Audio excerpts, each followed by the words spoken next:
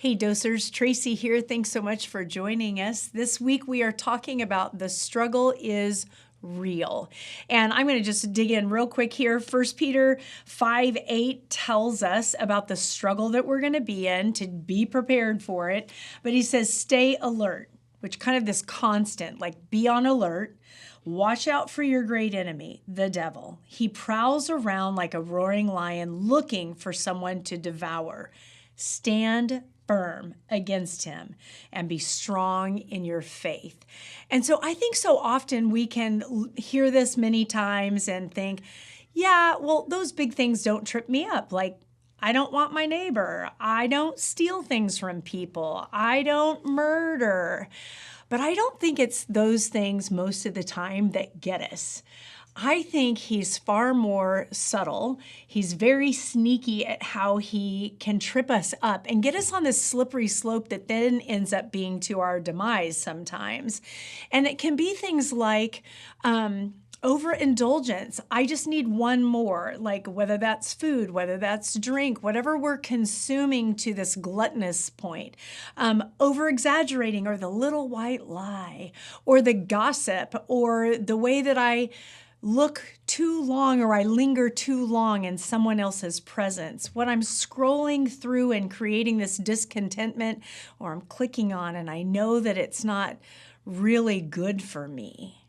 Those are the ways that he trips us up. I believe that this temptation comes in our life throughout every day. And I believe that if we are overconfident, when we have this idea that like, I'm not going to do that. That's not me. That'll never get to me. That pride.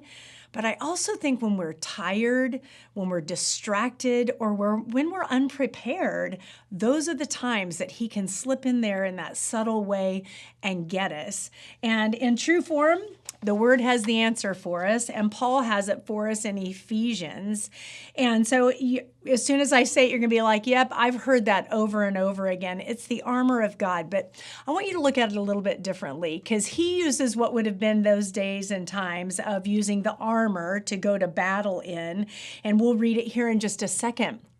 But it's kind of like a pilot getting in an airplane without doing his checklist. Like, hope we make it. No, he does a checklist. Pilots are diligent before they get in the aircraft. They do all these things that they go through to make sure that they are prepared, that they have the equipment that they need, and that it's in working order.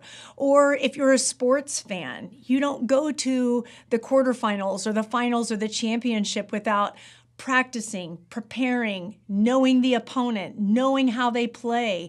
You're prepared when you go to that, or just downright war. Our service members don't just willy-nilly it and head over. No, they practice, they know the opponent, and they are prepared, and they're diligent about it.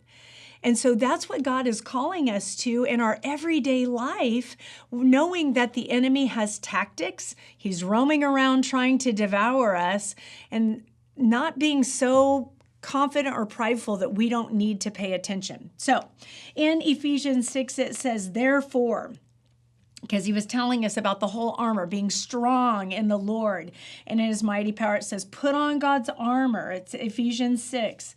It says, put on every piece of God's armor so that you will be able to resist the enemy.